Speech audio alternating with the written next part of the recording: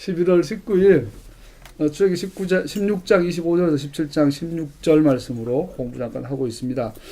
우리가 16장 25절에서 17장 16절까지는 뜬금없는 세 가지 이야기가 있어요. 만나를 모으는 것과 어떻게 거두는지, 또 두 번째 물을 얻기 위해서 바위를 치는 사건, 또 세 번째 이스라엘과 아말렉의 전쟁이 모세가 손을 들면 이기고 지면 내리는 이 모세 손에 전쟁이 달려 있는 것.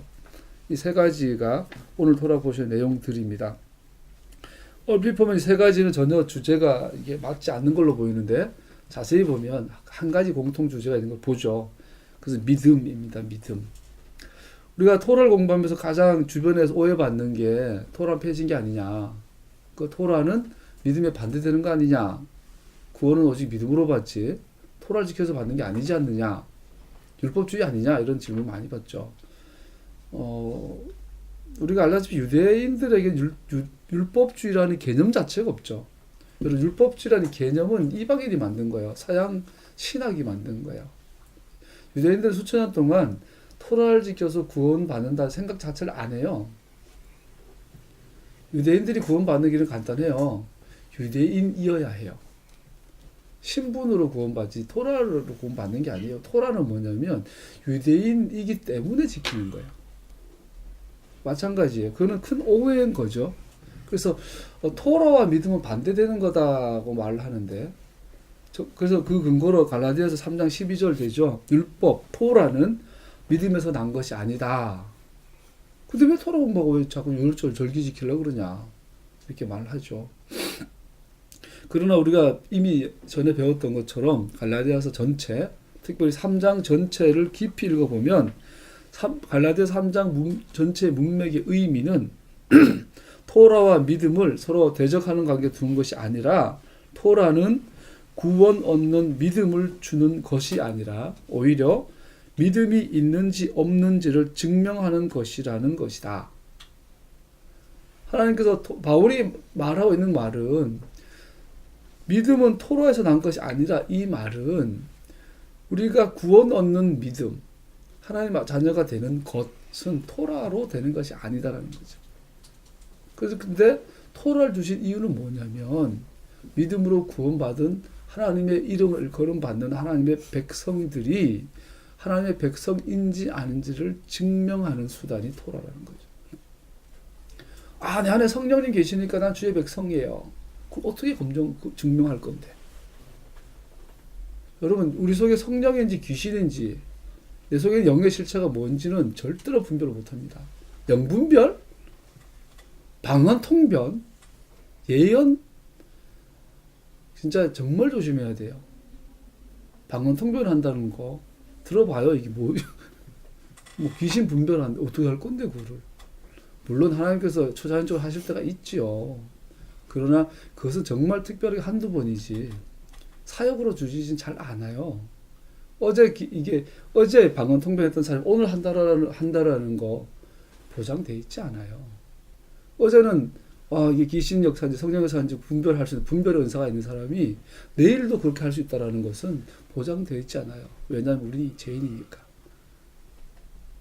우리는 24시간 죄를 짓는 자예요. 죄의 생각으로 가득한, 가만히 있으면 죄 짓는 자예요. 우리는. 그렇기 때문에 은사라는 것은 내 것이 아니에요. 셋업되는 게 아니에요. 그냥 주셨다. 주님 함께 하셔서 여셨다가 닫았다가 이렇게 되는 거예요. 은사 받았다, 은사 사역자라는 것은 그것을 알고 사역을 해야지. 나는 방언 통변 은사가 있으니까 나는 지금부터 계속 방언 통변 할 수 있어. 천만의 말씀. 그런 게 아니라는 거죠. 그럼 우리 속에 성령 계셔서 내가 하는 백성 맞아요. 그걸 어떻게 증명할 건데? 예언하니까? 방언하니까? 통변하니까? 절에 가봐요. 중들도 방언해요. 난 또 귀신 방언 들어봤어요. 가야금 치면서. 이야, 대단하더라. 걔들도 방언 홍보네요. 중들도. 걔들도 병 고쳐요. 장난치죠, 장난. 어떻게 할 건데? 성경은 분명히 말해요. 하나님의 영을 가진 자들은 하나님의 길로 행해요. 너무 간단해요. 하나님의 길이 뭘죠? 토라. 토라의 삶을 잘못 살아도 살려고 노력한다면 그건 하나님 영이 하는 거예요. 방언통역 너무너무 잘하고 막 예수님 이름으로 귀신 내쫓고 병 고치는데 토라의 삶을 살려고 도전도 받지 않는다. 그건 하나님 영이 아니에요. 너무 간단해요. 토라가 내가 하나님 백성인지 아닌지를 증명하는 거예요. 할렐루야. 근데 토라를 폐해졌다 그러면 어떡할 거야? 뭔가 토라 지켜가지고 구원받지? 제사 지내가지고 하나님 백성 되지? 아니잖아요. 오늘 좀 전에 강화문 갔다 와서 흥분해서 그래요. 첫 번째 이야기는 만나를 주신 이야기가 나옵니다. 우리 만나 이야기 너무너무 잘하는 이야기죠. 하나님께서 만나를 주시는데 조건이 있어요. 데일리 브레드예요. 예수님께서 이 만나의 그림 속에서 일용할 양식을 구해라 라고도 하고 있죠. 일용할 양식을 달라고 기도하라. 뭔 뜻일까요? 만나죠, 만나. 만나는 우리 가족 10명인데 아침에 나가서 가시 같은 작은 요거를 가져와서 이제 빻아서 뭐 이렇게 여러 가지 해 먹어요. 욕심이 나서 많이 거두면 그 다음날 썩어버려. 적게 거뒀는데 부족하지 않아. 이게 만나요. 이 데일리 브레드. 그래서 성경에 뭐라고 돼 있어요? 분량대로 돼 있어요.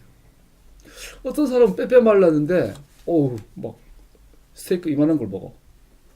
어떤 사람은 덩치가 이런데 요만한 걸 먹어. 분량이 달라요. 이게 데일리 브레드. 여러분, 공평과 정의가 뭐죠? 10명에게 사과 10개가 있고 10명이 있어요. 한 사람에게 하나씩 주는 게 공평한 거죠. 정의는 뭐죠? 배고픈 사람에 2개 주고 배 안 고픈 사람에 반 잘라서 하나만 반 개만 주는 게 정의죠. 공평과 정의. 이것이 하나님 나라의 질서죠. 부자들에게 세금 좀 더 거두고 가난한 자에게 좀 혜택을 주고 이게 정의죠. 이게 정의가 무너졌잖아요. 가진 자들은 더 가지고 지난 10년, 20년 지났지만 대기업조차도 연봉이 별로 올라가질 않았어요.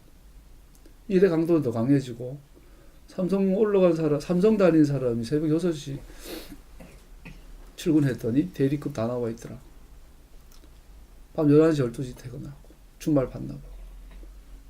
근데 연봉은 10년이나 지금이나 별 큰 차이 없어요. 근데 그 사이에 이 대기업은 어떻게 돼요? 자산이 몇 배로 늘죠. 이거는 정의가 무너진 거죠. 강남의 부잣집은 자식도 부자, 손자도 부자. 작년에 전라남도 북도에서 서울대학을 한 명도 못 들어갔대요. 정의가 무너진 거죠. 대치동에서는 일개 고등학교 하나에서 몇십 명씩 들어가는데, 강북에서는 1년에 서울대 들어간 애들이 손꼽히는데 강남은 그냥 걸려있죠. 정의가 무너진 사회죠. 그 원인이 어디서 왔냐? 물론 우리가 죄인이기 때문에. 그러니까 우리가 100년, 120년 우리의 현대사, 근대사를 돌아보면 우리가 케어할 수 있는, 우리가 수정할 수 있는 부분들이 분명히 있잖아요. 여기에 대해서 토라를 가진 목사님들은 가만히 있으면 안 되죠. 함께 움직여야죠. 우리가 고치고 고쳐야지요. 뭔 말 하다가 만나는 정의와 공평을 완벽하게 실행하는 데일리 브레드. 제각기 먹을 만큼씩 거두어 드렸다. 그런 것은 모든 사람이 부족하지 않았다. 욕심내는 사람도 없어요. 부족한 사람이 없어요. 이스라엘에 주신 만나는 하나님께서 백성들의 필요를 개개인의 차원에서 채우셨다는 것을 증명하는 것입니다. 개개인의 차원에서. 하나님을 전능자로 모신 자들은 누구나 굶주리지 않습니다. 우린 이것을 하늘의 떡과 관계에서 경험합니다. 그는 우리의 문제가 크든지 작든지 혹은 작든지 우리의 모든 필요를 채우십니다. 할렐루야. 저는 어릴 때는 돈이 별로 무서운지 몰랐어요. 나이가 들고 이제 중년이 되어가면서 요즘은 알겠어요. 돈이 얼마나 무섭고 강한지. 세상에서 가장 크고 힘 있는 게 돈 같아요. 돈. 왜냐면 니드. 언제가 친구들하고 뭐 요즘 학교에서 조별끼리 지난주에는 조별끼리 국회의사당을 간대요. 그러면 부모님 딱 알잖아. 왕복 차비 얼마, 중간에 친구들 간식 얼마, 밥 먹고 그럼 돈 10,000원이면 된단 말이에요. 넉넉하면 20,000원. 그러면 예를 들어서 내가 은재한테 또 얼마 있어? 저 5,000원 있어요. 그럼 나 오빠 5,000원만 줄게. 딱 주죠. 갔다 올 수 있죠. 우리 딸은 착해서 그냥 감사하고 가요. 근데 만약에 은재가 그래요. 아빠, 오늘 국회의사당 갔다 오는데 나 돈 10만 원 줘요. 아빠가 보기에 너는 2만 원이 필요해. 맥시멈. 10,000원이면 될 것 같아. 은재는 아빠가 아니요. 내가 보기에 나의 필요는 10만 원이에요. 그럼 어떻게 되죠? 갈등이 일어나죠. 쫓겨나죠. 자, 하나님은 다 아세요. 아빠 정도가 아니잖아요. 각자의 니드를 알아요. 그래서 너에게는 3개, 너는 하나, 넌 10개 주셨단 말이에요. 근데 문제는 아까 말한 것처럼 사람이 나이가 들고 철이 들면 들수록 돈 맛을 알아요. 돈의 능력을 알수록 하나님 보시기에 너는 3개면 되는데 100개를 달라는 거예요. 문제는 안 채워지죠. 하나님이 내게 주신 분량을 만족하며 살 때 샬롬이 오죠. 여기서 눈 하나 딱 감고 모른 척하고 바보같이 어떤 막 야망도 없고 야심도 없고 도전의식도 없고 성공하고 싶은 마음도 없고 그런 어떤 고장난 심리가 아니라 정말로 감사하는 거. 거기에 샬롬이 오는데 문제는 나의 니드와 하나님의 원트가 나의 원트와 하나님의 니드가 다르더라고요. 여기에서 갈등이 하나님과 나 사이 갈등이 생기죠. 그래 되면 어떻게 돼요? 나의 니드에 하나님이 맞추라는 거. 이걸 종교라고 그러죠. 그런 사람들의 특징은 이런 신앙의 특징은 열심이죠. 누구보다도 기도 많이 하죠. 주사야 소리 지르고 금식하고 철야하고 헌금도 많이 하고 복 주세요 그러죠. 예배가 무너지죠. 찬양 모든 찬양은 가짜가 되죠. 하나님이 목적이 아니라 수단이 되죠. 우리는 이게 샬롬의 문제예요. 만나와 샤밧, 샬롬은 같이 가는 거지요.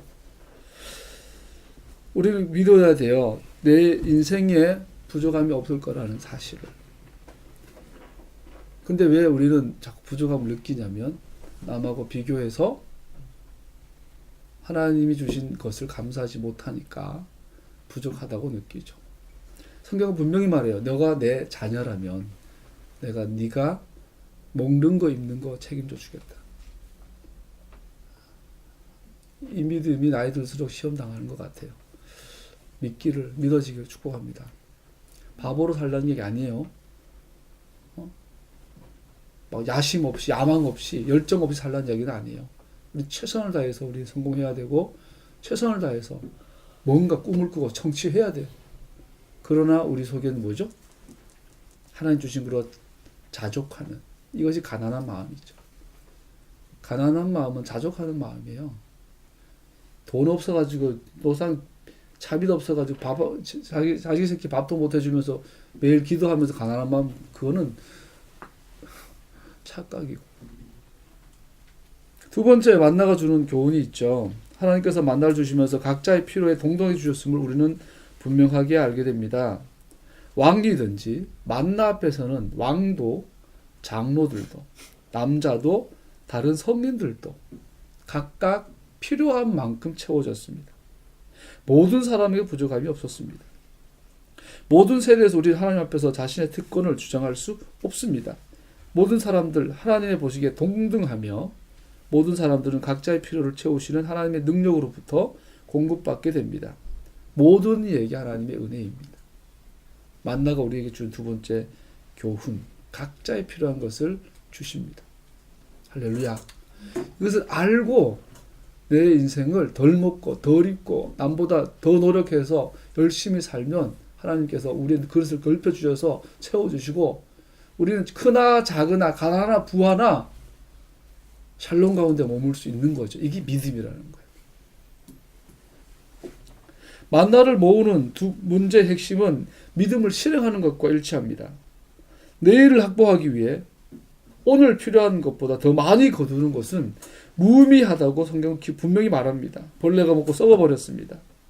이스라엘은 내일을 위해 무엇을 준비해야 합니까? 만나는 그래요. 우리가 유물사간 옛날에는 이게 농사를 짓기 전에는 수렵하고 어로 활동하고 이게 사장으로 살 때는 계급이 없었다 그러죠.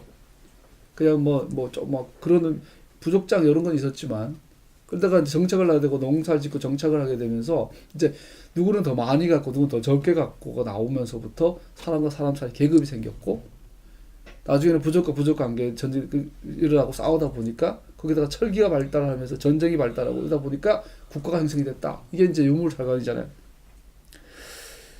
여러분, 우리가 만나의 문제에 있어서 이 소유, 이 물질이죠. 이 소유, 거기에서 오는 계급 발생, 이 이면에 뭐가 있어요? 내일에 대한 불안감. 하루에 3개면 되는데 농사를 지었더니 10개가 남네. 그랬더니 3일이 확보가 됐어. 3일 동안 뭐 하지? 그림 그릴까? 노래 부를까? 그런데 봤더니 저놈이 100개를 갖고 있어. 뺏어야 되겠다. 이 전쟁이 일어나기 시작했다는 거죠. 내일에 대한 불안감, 보험, 내일에 대한 보험을 들어놓지 못해서 우리는 오늘을 내일 보험 들기 위해서 오늘 바락바락 살아가는.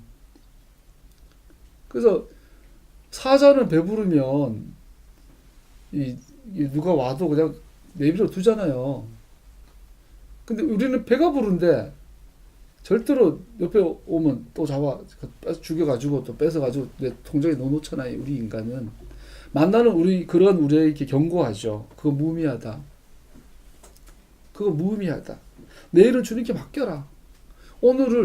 내일을 준비하는 데 쓰지 말고 오늘 하루로 만족해라.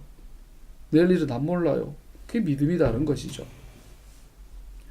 오직 하나님께서 그거 약속하신 만나를 내리신다는 것을, 오늘 만나를 오늘 먹고 내일은 내일의 만나를 주실 거라는 것을 믿는 것, 이거를 믿어야만, 이 약속을 믿어야만 오늘 뭐죠? 오늘 것만 거둘 수 있는 거야.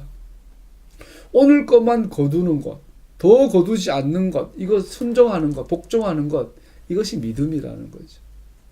우리 믿음으로 살아야 하죠. 이 원리는 샤밧을 위해서 2배를 거두는 말씀과 똑같이 적용됩니다. 6일 동안은 하루치만 거둬라. 그러나 6일째 되는 날은 이틀째를 거둬라. 이것도 믿음이 도전받아요. 보니까 이틀째 거두니까 그 다음날 다 썩어버리더라. 6일째 거두면서 더 거두면 내일 썩어버릴 건데, 그렇게 생각하면 하나를 못 믿는 거죠. 하나를 못 믿으면 더 거두게 되겠죠. 안 거두게 되겠죠. 썩어버릴 거니까. 그런데 하나님께서 6일째 되는 날은 더 거둬라. 내일 안 썩을 거야. 이걸 믿으면 더 거두겠죠. 하나님의 말씀에 순종하는 것은 우리의 믿음입니다.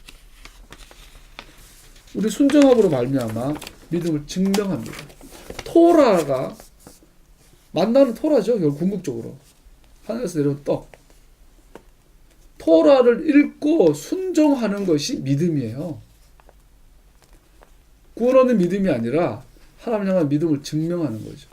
토라를 지키지 않는 것은 믿음의 생활을 포기하는 것이지요. 그러니까 마귀가 노리는 게 뭐예요? 토라를 변개시켜버립니다. 지키는 이상하게 지키고 만들어버립니다. 교회는 안 떠나요. 우리가 교회는 다녀요. 근데 나가서는 다 딴짓하고 돌아다녀.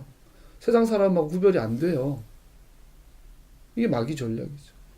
예수를 못 믿게 하고 믿게 되면은 믿음 없이 살게 만들어버리고. 자, 지난 우리 근대사, 현대사를 보세요. 정말 걱정되는 게 뭡니까? 지금 대통령의 지지율이 95%가 반대고 5%가 지지하고 있어요. 그 5%는 절대 다수 기독교인일 겁니다. 이제 10년, 20년 지나면 그분들 다 죽을 거야. 어제 대통령 지지, 대통령은 상징성이죠. 일제 친일 정권에서 반공 정권, 독재 정권 연결되어 있는 이 라인, 소위 보수. 물론 다 그런 건 아니지만. 그걸 대표하는 게 지금 박근혜 정권인데, 이들을 지지하는 30대 박근혜 정권 지지율이 제로예요, 어제부로. 20대 1%. 지금 50대, 60대, 10년, 20년 뒤에 대부분 다 사라지고 나면, 지금 20대, 30대, 40대는 전부 다 반기독교 세대예요. 어떡할 거예요, 이러다가. 지금도 교회는 여전히 5% 안에 대부분 들어가 있어요. 아니라고요? 우리는 교회의 미래를 걱정해야 될 때가 됐잖아요. 뭔말 하다가 자꾸 믿지 못하면 벌레가 듭니다. 썩어버립니다. 믿음의 삶을 산다는 것은 매일매일의 삶을 사람은 볼 수 없고 사람은 아무것도 할 수 없는 것을 하나님께서는 행하신다는 것을 신뢰하며 사는 겁니다. 왜 예수님께서는 우리에게 일용할 양식을 위해 기도하라고 하셨을까요? 믿음으로 살라는 이야기입니다. 믿음으로 살라는 이야기입니다. 즉 오늘 하루 하나님의 말씀으로 토라에 구체적으로 말하면 순종하며 내 믿음을 증명하며 살아라 라는 뜻이에요. 저축하지 말라는 이야기가 아니라 부동산 투자하지 말라는 이야기가 아니라 오늘 하루 네 믿음을 증명해라 토라로. 이 말이 일용할 양식을 위해 기도하라는 뜻이에요. 믿음은 하나님께서 오늘 하신 말씀의 기초 위에서 내일을 붙잡는 것이에요. 오늘 하나님의 말씀을 순종하면 오늘을 먹은 것이죠. 할렐루야. 우리 청년들 열심히 일하십시오. 성공하십시오. 그리고 나는 우리 그렇게 못 배웠지만 앞으로 직장을 구한다면 가능하면 이웃에게 덕을 끼칠 수 있는 직업을 구하십시오. 대기업이 안 좋은 게 그거예요. 그죠? 대기업이나 셀러리맨 월급쟁이들 열심히 일하는데 결국은 그냥 가진 자들만 좋게 해주고 있잖아요. 근데 하지 말란 건 아닌데 가능하면 내가 일을 하는 것, 직업 갖는 것이 가능하면 이웃에게 덕을 끼치는 직업을 구하면 참 좋겠지요. 여러분 나는 젊어요. 여러분 20대를 준비해 30, 40대 살고 30대에 40, 50을 준비하죠. 여러분 이제 30대 진입했으니까 지금부터는 이웃에게 빛을 비추는 토라를 행함으로 빛을 비추는 삶을 살 수 있는 직업을 준비하십시오. 샤밧을 이야기하셨는데 이따 잠깐 나누겠지만 샤밧을 지키는 가장 중요한 핵심이 뭐냐면 샤밧을 미리 준비하는 거예요. 토라의 삶을 살기 위해서 우리가 가장 필요한 건 준비하는 거예요. 준비되지 않은 샤밧은 샤밧이 아니에요. 네 번째, 만나가 주는 교훈요. 만나와 패싹 양은 비슷한 의미를 갖고 있습니다. 유사합니다. 내일 아침까지 양의 조금의 부분도 남아있으면 안 된다. 다 먹어야 한다. 남은 것은 다 불태워야 한다. 굉장한 도전이죠. 이제 다 제사를 해서 이제 강야로 농사지을 수 없는 미지의 땅으로 이제 대이동을 하는데 조금이라도 도착하는데 가지고 가야 되는데 다 불태워서 없애래요. 남은 거 없이 없어요. 만나는 하루를 먹으면 내일 것은 없어요. 패싹 양도 오늘 밤에 다 먹어요. 내일 먹을 게 없어요. 그러면서 12장 4절 이렇게 말하죠. 네 식구대로 레피 아칼루 식구, 그러니까 네 요 문설주에 피가 발려 있는 요 집 안에 있는 각자 입 식구 얼굴들마다 얼굴에 달려 입에 해당되는 것마다 분량대로 먹고 나머지 다 없애라. 만나와 같은 원리죠. 만나를 모으라는 것에도 레피 아킬루라는 같은 표현을 쓰고 있습니다. 이 말은 패싹양과 만나는 정확하게 본질적으로 같은 메시지를 주고 있다는 이야기죠. 예수님께서는 이 만나, 패싹양 이 그림 속에서 이렇게 말씀하시죠. 나는 하늘로부터 내려온 산떡이다. 내 피를 마시고 내 살을 먹어라 말씀하시죠. 그러면서 일용할 양식. 예수님의 살과 피가 뭐예요? 예수님 막 뜯어 먹어. 예수님의 살과 피는 예수님은 토라죠. 살아있는 리빙 토라시죠. 요한복음 1장 1절에 태초에 말씀이 계시니라. 이 아람어 번역으로 들어가면 태초에 마무라가 계시니라. 토라죠.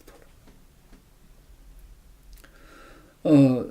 그래서 만나와 어린 양은 함께 예수님을 나타내는 것입니다. 우리는 만나를 시내산 전에서 샤밧과 연결해서 교훈을 얻어야 합니다. 이스라엘 백성들이 샤밧에 누렸던 안식은 믿음으로 살아가는 삶으로 얻는 안식이 몸을 위한 것이 아니라 영혼을 위한 것임을 보여줍니다. 만나는 단순히 몸의 건강을 위해서 준 것이 아니라 뭐요? 믿음으로 사는 삶, 즉 영혼의 안식을 위해서 주어진 것이죠.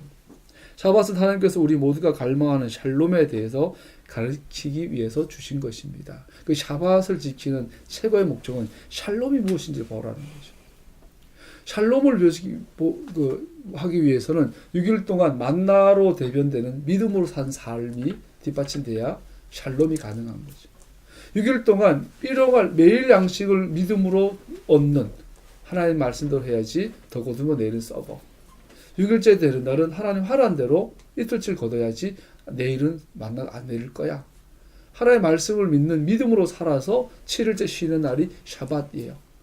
그래서 샤밧의 핵심은 샬롬을 누리는 것인데 이 샬롬은 믿음의 삶에서 오는 것이라는 거죠. 그 믿음의 삶의 핵심은 하나님의 말씀에 복종하는 것이죠. 샬롬이 뭐죠? 샬롬은 믿음에서 와요. 믿음은 하나님의 말씀을 신뢰하는 것이죠. 할렐루야. 샬롬은 하나님께 복종하는 것에서 옵니다.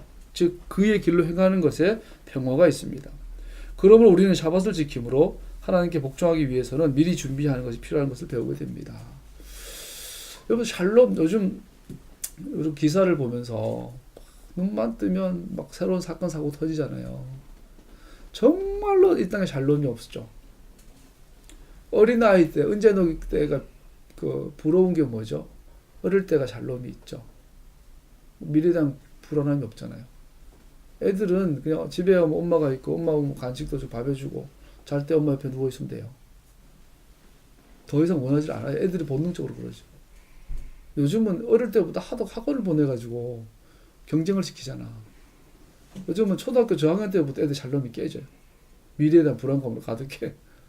근데 어린아이들의 특징이 미래에 대한 불안감이 없어요. 걱정이 없어요. 염려가 없어요. 샬롬이죠. 근데 우리가 조금만 크다 보면 경쟁하게 되고 난 최선을 다했는데 쟤는 1등인데 나는 3등이야. 그러다 보면 불안해지고 열심히 공부한 선배가 서울대학 갔는데 삼성 입사했는데 죽겠다. 만날 때마다 죽겠다 그래. 도대체 어떻게 살아야 되는지 그거 뭐 정치적으로 모든 게 불안하죠. 운전해 보면 알잖아요. 운전하다 누구 막 끼어들면은 막 나는 속으로 이제 헐리우드 영화를 찍죠. 운전하다 꼴보이는 차 지나가면은 바주카포를 막 쏴. 우주 전쟁 위에서 로봇가 내려와서 막 농담입니다. 축복하죠, 축복. 용서하고. 자, 이 샬롬은 어디서 오는가? 이 땅에 정말 샬롬이 없어요. 예루살렘, 샬롬의 도시, 예루살렘. 근데 지구상에서 가장 많은 전쟁이 일어나는 전쟁 중인 곳이 예루살렘이죠. 그래서 가장 역설이 모순이 예루살렘이 예루살렘이라는 거예요. 평화의 도시라는 거죠. 우리 인간의 실존을 대변하고 있죠. 예루살렘은. 그 말은 뭐죠? 이 땅에 샬롬이 없다. 그가 오셔야 한다. 메시아가 오셔야 한다. 이 땅에 있는 부분적인 샬롬은 뭐죠? 너희 안에 있다. 예수님 믿음 가운데 있을 때, 즉 주님의 말씀을 믿고 신뢰하고 믿음 가운데 살아갈 때 샬롬 가운데 거하게 된다. 고 말하고 있는 것이죠. 이것을 실천하는 날이 7일 중에 하루 샤밧입니다. 그런데 이 샤밧은 다시 말하지만 샬롬의 하루를 위해서 우리는 준비해야 합니다. 빵을 굽는 것 등 미리 쉴 수 있도록 샤밧을 준비해야 합니다. 하나님 안에서 안식하는 것은 저절로 되는 것이 아닙니다. 그것은 순종하는 것을 요구하며 그 순종은 전능하신 분의 영원한 선물로 우리에게 주신 믿음으로 오는 순종입니다.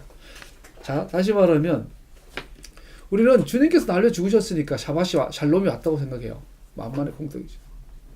이따가 보지만 아말렉이라는 우리의 근심, 염려, 우리를 두렵게 만들고 불안하게 만드는 샬롬을 깨게 만드는 대명사 아말렉. 얘를 이길 수 있는 방법은 뭐죠? 모세가 산에서 기도하고 여호수아가 싸워야 돼. 모세가 예수님을 이야기하면 여호수아는 우리를 이야기해요. 모세는 기도만 하지 전쟁에 참여하지 않아요. 그런데 모세가 손을 올리면 이기고 내리면 져요. 여호수아가 싸우지만 전쟁의 승패는 모세에게 달려있어요. 예수님은 영원한 중보자로서 지금도 우리를 위해서 중보하고 계세요. 모세처럼. 그 말은 예수님은 여기 에무나, 그의 손이 에무나시다 됐어요. 신실하시다, 충실하시다, 흔들리지 않는 이런 뜻이 에무나예요. 믿음이라는 뜻이죠. 우리가 히브리어로 에무나를 영어로 하면 우리가 믿음이라는 번역을 하죠. 그래서 믿음이라는 것은 굳건한 것, 흔들리지 않는 것, 신실한 것, 충실한 것을 말해요. 모세의 손이 올라간 상태에서 반석 위에 앉혀서 양쪽에 아론 거구리 붙잡아가지고 이제 안 흔들려요. 이게 에무나예요. 안 내려와 팔이. 이게 에무나예요. 그렇게 되니까 이기는 거예요. 예수님에 대한 그림이죠. 예수님은 영원토록 중보를 멈추지 않으세요. 그래서 우리는 이미 승리가 확보된 거예요. 문제는 싸워야 돼요. 여수아가 모세 어른이 이제 안 흔들리네? 그럼 놀아야지. 그러면 여수아는 죽어요. 이건 협력이, 하나님과 인간의 협력이에요. 예수님은 이미 승리하셨기 때문에 우리는 어떻게 돼요? 믿음으로 싸워야 돼요. 그러면 무조건 이겨요. 안 싸우면 져요. 믿음은 싸움이에요. 뭘로 싸워요? 싸운 게 뭐예요? 싸움은 간단해요. 하나님의 토라를 지키려고 하는데 그 지킨 것을 방해하는 것들과 싸우는 거예요. 토라를 지키려면 싸워야 돼. 피를 흘려야 돼. 팔 잘릴 수도 있어요. 심지어 목이 잘릴 수도 있어요. 그래서 싸워야 돼. 근데 문제는 무조건 이겨요. 무조건 이겨요. 싸우기만 하면 이겨요. 그 문제는 죽을 때까지 싸워야 된다는 이야기. 그래서 우리는 어려운 거죠. 산기도 하다가 은혜 받고 내려오면 하루 이틀 싸우는데 3일째부터는 지죠. 싸우기를 축복합니다. 이사 58장 13, 14절 오늘 하프타라에 보면요. 유다야 네가 안식일에 발길을 삼가 여행을 하지 않으며 나의 거룩한 날에 너의 쾌락을 일삼지 않으며 안식일을 즐거운 날이라 부르며 주의 거룩한 날을 존귀한 날이라고 하면 이 날을 귀하게 여겨서 네 멋대로 하지 않으며 너 자신의 쾌락을 찾지 않으며 함부로 말하지 않으면 그때 너는 주 안에서 즐거움을 얻을 것이다. 샬롬을 얻을 것이다. 내가 너를 땅에서 영화롭게 하고 너의 조상 야곱의 유산을 먹고 살도록 하겠다. 이것은 주님께서 친히 하신 말씀이다. 이사야는 이 그림이 읽어보면 천년왕국 이야기예요. 이 시당, 이 세계가 아니라 다음 세상. 지금 사는 이 세상이 아니라 다음 세상이 올 샬롬에 대해 이야기하면서 그 샬롬의 기준이 샤밧이에요. 샤밧을 지키는 것에 샬롬의 요무가 있어요. 그런 자들에게 우리 영어 번역이나 새 번역이었는데 개정이나 영어 번역이나 보면 네가 주님 안에서 즐거움을 얻을 것이라 내가 너를 땅의 높은 곳에 올리고 내 조상 야곱의 기업으로 기르리라. 여호와 주님의 입의 말씀이니라. 자, 샤밧을 지키는 자에게 약속한 것이 땅의 높은 곳 야곱의 기업으로 너를 삼겠다라고 말했어요. 그 샤밧을 지킨다라는 건 아까 말했지만 믿음의 전부 다 처음 끝까지 믿음으로 지키는 게 샤밧이에요. 그리고 우리가 샬롬의 자리를 높은 곳이라고 표현하죠. 높은 곳. 예루살렘 시온산에 대한 그림이지만 동시에 높은 곳은 하박국에 보면은 사슴 나의 발로 사슴 같게 하사 주의 높은 곳을 다니게 하소서. 요한계시록에 보면 세례 요한이 밥 먹으면서 샤밧 날이죠. 주의 날, 주일이 아니 일요일이 아니고 세례 요한이 밥 먹으면서 일요일 날 올라간 게 아니고 샤밧 날 눈이 열렸는데 어디 올라가냐면 나로 높은 곳에서 뭘 봐요? 하늘로부터 내려오는 거룩한 성 새 예루살렘 어디서 보냐면 높은 곳에서 봐요. 높은 곳에서. 높은 곳은 거룩한 성 새 예루살렘 천년 왕국에 오실 메시아 그의 나라를 보는 곳이에요. 그게 언제 열리냐면 샤밧을 지킬 때 열려요. 그 샤밧을 믿음으로 지킬 때 열리는 곳이에요. 믿음의 삶에서 열리는 곳이에요. 거기에 뭐가 있죠? 샬롬이 있어요. 우리나라는 지금까지 있었던 정권과 다른 변화가 오기 시작했어요. 저는 우리나라를 사랑하신 주님의 손을 봐요. 주님의 일 같아요. 지금 하신 일들이. 최소한 정의를 앞세운, 잘못하더라도 최소한 정직함을 선두에 내세운, 못하더라도 말이라도 그렇게 하는 정권이 들어왔으면 좋겠어요. 안 되겠지만 어쨌든 지금까지의 적폐, 지난 120년 동안 수단이 목적이 수단을 정당화해버린, 아버지가 딴 데 가가지고 그냥 별짓을 다 해가지고 나쁜 짓 해가 돈 벌어가지고 내 새끼 서울대 보내가 좋은 대학 보내고 좋은 취직시켜서, 그리고 나중에 철든 자식이 아버지 나 창피해서 못 다니겠다, 아버지 나 대신 학자금이 보니까 남의 피 빨아먹은 돈이었네요, 다른 집안 밟아가지고 피 빨아먹은 그 돈으로 나 학교 보내고 유학 보내주셨나요? 그러니 뭐 어떻게 했어요? 오늘 우리나라 참 배불러요.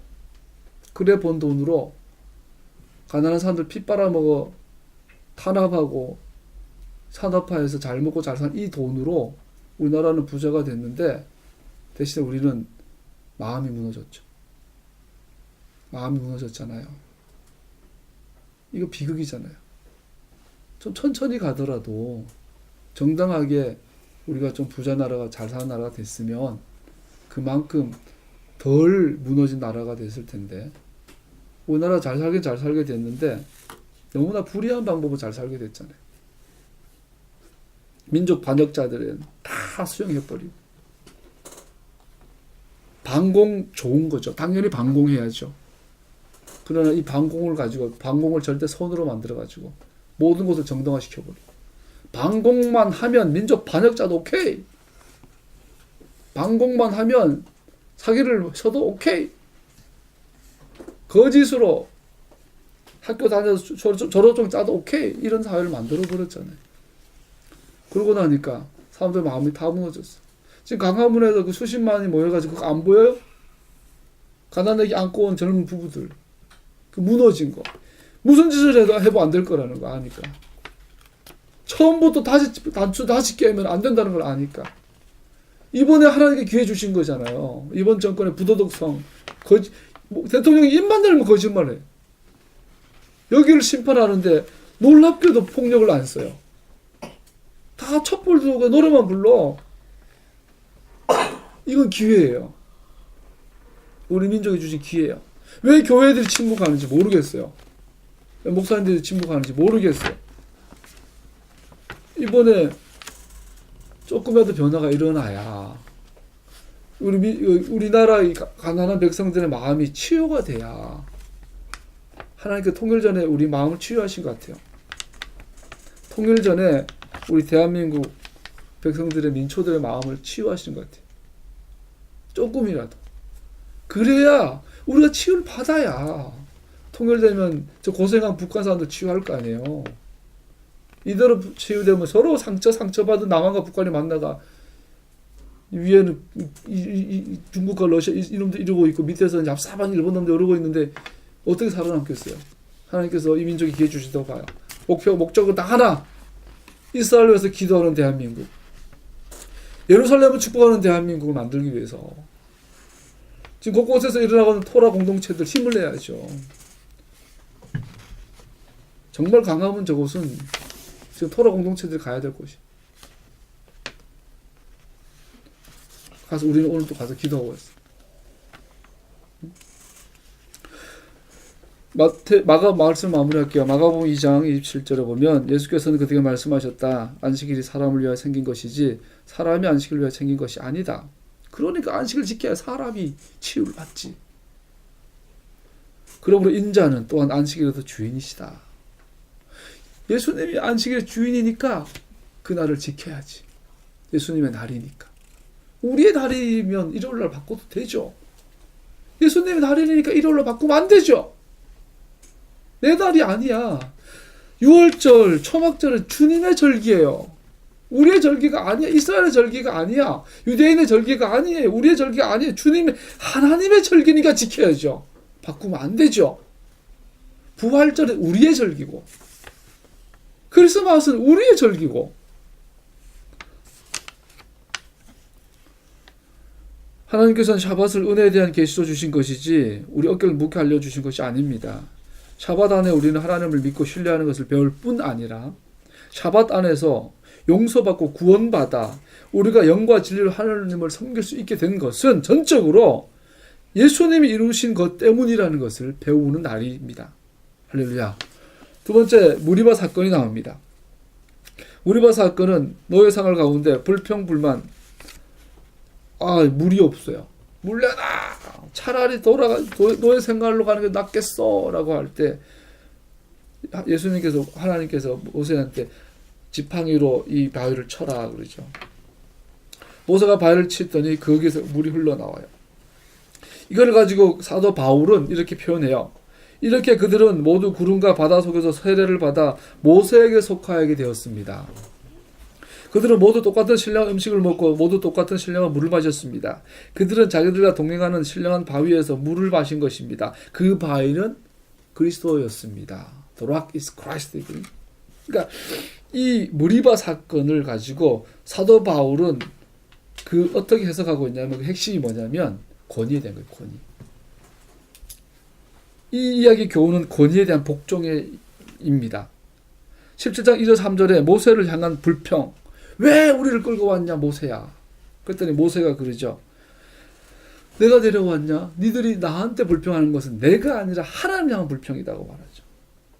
그래서 사도 바울은 이것을 세례를 받아 그들이 모세에게 속하였다라고 표현하죠. 하나님께서 세우신 지도자에 대한 불평이었습니다. 이것은 실제로는 하나님을 대항하여 하는 불평이었습니다. 지도자들이 실수하고 실패할 때 어떻게 복종할 수 있겠습니까? 오직 하나님을 신뢰함으로 가능합니다. 만일 하나님께서 지도자를 세우셨다면 그들이 실수한 것과 상관없이 우리는 복종하여야 합니다. 그들에게 복종하는 것은 하나님께 궁극적으로 모든 것을 다스리시는 것을 믿는 것에서 나오기 때문입니다. 한면으로 이것은 결혼에 적용됩니다. 성경은 분명히 말해요. 남편은 아내를 그리스도처럼 사랑해라. 다른 말은 뭐예요? 복종해라. 아내는 남편을 예수님처럼 복종해라. 서로 복종해라. 이렇게 말하죠. 서로의 권위를 인정해줘라 말하죠. 그러한 복종은 당신의 복종하고 있는 사람을 위해 기도하라고 촉구합니다. 그래서 우리 샬롬을 공부해보고 우리가 주님의 이 교회를 공부해보면 모르겠어요. 가장 어려운 게 뭐냐면 부부가 하나 되는 거예요. 그게 어느 만큼 어렵냐면 에덴이 무너질 만큼 어려워요. 그러니까 살인자가 살인 안 하도록 하는 거는 가능해요. 그죠? 사기 치는 놈이 사기 못 치도록 가르치는 것도 가능해요. 근데 부부가 서로 사랑하게 하는 것은 예수님만이 가능해요. 그렇게 쉽지 않아요. 어제 준수가 그랬지. 서로 다투는 여인과 사느니 혼자 사는 게 낫다. 전 세계 모든 부부가 그 구절을 볼 때마다 갈등이 헤어져야 되나? 어제 싸웠는데. 부부가 하나 되는 것은 예수님 십자가 달려 죽어야 될 만큼 어려워요. 그거 하나 못 돼가지고 깨진 게 에덴 동산이야. 근데 성경은 거기에 대해서 이 해결 방법을 힌트를 주고 있어요.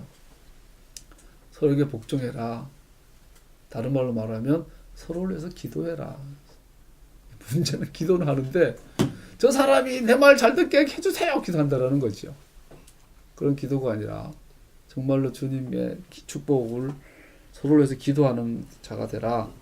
서로에게 복종하라는 이 말은 동시에 공동체에도 해당됩니다. 공동체를 세우는 재료는 서로를 향한 복종입니다. 권위를 인정하는 겁니다. 권위에 복종하는 능력은 궁극적으로 전능하신 분을 믿는 믿음에서 자라난 산물입니다. 여러분, 우리가 촛불을 드는 것도 이런 걸 보면서 야, 대통령은 우리 하나님께서 주신 권위자인데 이래도 되나 갈등이 많이 되죠. 나는 기쁘게 듭니다. 아주 기쁘게 듭니다. 대충 안 하고 넘어가죠. 그리고 세 번째, 아말렉에 대한 얘기 나옵니다. 아말렉이 이스라엘을 공격했고 이것은 두 가지 면에서 나타납니다. 전장에서는 여호수아가 이스라엘 그리고 산에서는 모세가. 그런데 이스라엘의 승리는 중보자에게 달려 있었습니다. 모세의 것이었습니다. 여호수아가 아니었습니다. 이게 기가 막힌 거예요. 역할이요. 모세는 기도하고 여호수아는 싸우고. 그런데 전쟁은 모세에게 달려 있었어요. 그런데 모세가 기도하더라도 여호수아가 안 싸우면 이길 수가 없어요. 그러니까 기가 막힌 바퀴예요. 이스라엘의 승리는 중보자에게 달려 있었습니다. 중보자는 전투에 참여하지 않았습니다. 여기서 하나님과 사람의 놀라운 협력을 보게 됩니다. 하나님께서는 전쟁에서 승리하시는 분이십니다. 그러나 그는 그의 이름으로 대적들과 대적하는 자들의 노력을 통하여 이를 이루시는 분이십니다. 우리는 우리 개인의 성화에 비춰서 이해할 수 있습니다. 우리가 거룩해진다라는 것은 기정사실입니다. 아이고 웃음이 나죠. 내가 거룩해요? 자기를 돌아보면서. 우리는 하루에도 수십 번씩 죄 짓고 수십 번씩 거룩은커녕 그냥 좀 착하게나 살아봤으면 좋겠다. 그죠? 착하게는커녕 거룩은커녕 착하지도 못해. 그런데 내가 거룩한 완벽하게 거룩한 영원한 거룩한 존재가 될 거래. 아이고 성경은 정말로 거짓말이네. 근데 성경이 분명히 말해요. 너는 반드시 거룩을 완성할 거야. 근데 조건이 있어요. 왜냐하면 예수님께서 중보자시기 때문에. 히브리서 보면 주님께서 찾아보죠. 히브리서 7장 25절. 오늘 성경을 많이 안 찾았어요. 시간이 없다고. 7장 25절 같이 읽어보죠. 시작. 그는 저희를 통하여 하나님께 나아오는 사람들을 완전하게 구원하실 수 있습니다. 그는 늘 살아계셔서 그들을 위하여 중재의 간구를 하십니다. 예수님께서 늘 항상 기도하신대요. 우리를 위해서 우리가 완전한 거룩한 하나님의 백성이 되도록. 예수님의 기도는 응답돼요, 안 돼요? 반드시 되죠. 모세처럼 손이 내려가질 않아요. 그러니까 어떻게 되죠? 우리는 반드시 거룩해져요. 근데 문제는 우리가 지금 이 땅에서 살고 있다는 거예요. 그러면 여호수아와 아말렉과의 전쟁 속에 있는 거예요. 어떻게 해야 돼요? 싸워야 돼요. 옛날에 박조준 목사는 7.8기 유명했는데, 그래서 기독교인은 메시아닉은 우리는 넘어지되 뭐죠? KO 당하진 않는다. 그래서 우리는 넉다운은 안 당한다. 옛날 어른들이 그러셨어요. 자, 우리는 수많은 실패를 할 겁니다. 해왔고 할 겁니다. 그러나 끝까지 싸우십시오. 그러면 승리는 이미 결정되어 있습니다. 죽을 때까지 싸웁시다. 죽을 때까지 주님 말씀대로 살도록 싸웁시다. 그러면 승리는 우리의 것입니다. 할렐루야. 옛날에 장례식을 많이 인도할 때, 또 장례식 참여를 많이 할 때 항상 하면서 질문이, 내가 이제 목사가 돼서 장례식을 많이 집전하기 전에 항상 드는 그 의문이 뭐였냐면, 이 삼촌, 이 할아버지, 이 할머니 살아생전 성질 대단했거든. 그런데 꼭 목사님 오셔서 그래요. 우리 돌아가신 우리 권사님의 믿음의 본을 따라 우리 자녀들도 그런 믿음을 갈기를 축복합니다. 속으로 아휴, 이 할배처럼 믿으면 큰일 나게? 막 이랬다고. 근데 내가 목사가 돼서 나중에 장례식 하간 예배, 입관 예배 막 인도하게 됐어요. 그러면서 깨달아지는 게 알게 됐어요. 아니구나. 이분이 죽을 때까지 싸우셨구나. 그렇다면 이 믿음의 본을 자녀들이 배워야 되겠구나. 제가 그걸 깨닫게 됐어요. 그래서 그 뒤부터는 가는 곳마다 자녀들을 어떤 때는 윽박지기도 하고 막 소리 지르기도 하고, 장례식장에서 소리 많이 질렀거든. 그래서 기억나네. 한번 건대 병원에서 장례식 인도하러 갔는데 자식들이 엄마 시체팔이를 했어요. 그래서 다른 병원에 엄마 시신이 있는데 교회에서 교회장으로 하고 있는데 하려고, 워낙 가난한 집이어서가 권사님이라서 교회장으로 하려고 다 해놨는데 자식들이 엄마를 시체를 훔쳐간 거야. 그 건대병원에 안치를 해놨어요. 그래서 뭐야? 그러고 놀라서 갔더니 이제 어머니 이름으로 보험이 좀 있었나 봐. 그래서 그거 타먹으려고 세 형제가 막 장례식장 싸우고 있는. 와. 그래서 이제 그때 교교 전도사 때 이제 저 위로 예배랑 하러 갔는데 막 싫어하죠. 교회에서 오는 거를. 그 옆에는 막 또 중이와 땅땅땅 두드리면서 막 이게 막 그거 하고 있고, 그 바로 옆에 빈소에서 우리 예배를 드리는데 옆에 중은 이러고 있고 자식들은 막 욕하며 싸우고 있고, 황당했어요. 그때 성질나길래 어떻게 했냐면, 지금 조용하라고 부정 탄다고 이랬어. 안면사람도 부정 탄다고 하면 겁먹잖아. 그래서 우리 예배 드리는데 자꾸 그래서 부정 타니까 조용하라고 했더니 조용하더라고. 그래서 권사님들한테 노래 부를 때 붕해하듯이 하세요. 그러고 이제 막 천국에서 만나보자를 막 거의 박수는 안 쳤지만 장례식장에서 박수 치듯이 해버렸어. 조용해지더라고. 중도 조용해지더라고. 놀라운 일이었어요, 진짜. 그러고 나서 설교하면서 막 자식들 들으라고. 당신 보기에 당신 어머니 가난하게 그렇게 살다 가셔도 믿음의 싸움 살다 가신 분이다. 본받아라. 그런 설교하게 되더라고요. 그런 게 있었어요, 여러분. 제주도에서도 제주도 거기 빈소에 가서 그 장례 예배 드리러 갔는데 옆에 또 중들이 또 막 이러고 있더라고. 거기 시끄럽게 또 막 두드리면서 하고 있길래 그 사람들한테 우리 세게 찬양합시다. 찬양했더니 놀라운 사실이 예배 끝나고 나오는데 중들이 싸워요. 중하고 그 상주랑 막 싸우더라고. 그걸 보고 나왔어요. 그때 그 영적인 그 느낌이 있잖아요. 하나님 하셨다 이런 마음 들죠. 여러분 믿음의 싸움 끝까지 사십시오. 약하고 상처투성이고 볼 것 볼품 없어도 우리가 믿음으로 하나님 말씀 붙잡고 싸움 믿음으로 발버치다 간다면 우리는 영원한 거룩한 몸으로 살아가게 될 것입니다. 할렐루야. 주님 주신 것을 감사하고 믿음으로 사는 여러분과 내게 되기를 축복합니다. 기도하겠습니다.